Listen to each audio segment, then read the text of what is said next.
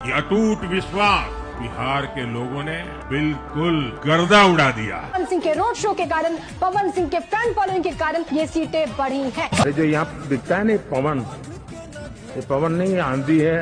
जी दोस्तों, फाइनली अब चारों तरफ पूरे बिहार में एक ही नारा है कि जोड़ी मोदी और नीतीश की हिट हो गई। और यूं कहे तो बिहार से लेकर दिल्ली तक देश के प्रधानमंत्री नरेंद्र मोदी भी शायद यही नारा गा रहे हैं। जी दोस्तों, एनडीए की एक तरफा बिहार में जीत कहीं ना कहीं पावर स्टार पवन सिंह के इस गाने की और उनके किए जाने वाले बिहार में चुनाव रैली की शायद याद दिलाती है। और पवन सिंह के स्टारडम को, उनके क्रेज को शायद अब देश के प्रधानमंत्री नरेंद्र मोदी भी मान चुके हैं पवन सिंह के पावर को।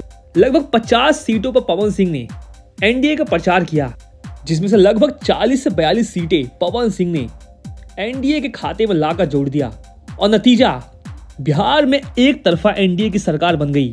हालांकि देश के प्रधानमंत्री नरेंद्र मोदी बिहार में बम्पर जीत के बाद पावर स्टार पवन सिंह को भी स्पेशल धन्यवाद दे चुके हैं और शायद इस समय बिहार में पवन सिंह बीजेपी के सबसे बड़े स्टार प्रचारक हो चुके हैं।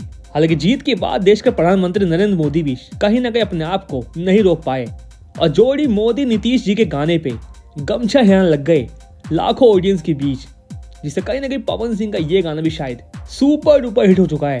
तो दोस्तों, आप में से किस किस को लगता है कि पवन सिंह की वजह से बिहार में एनडीए की सरकार को बड़ी जीत मिली है?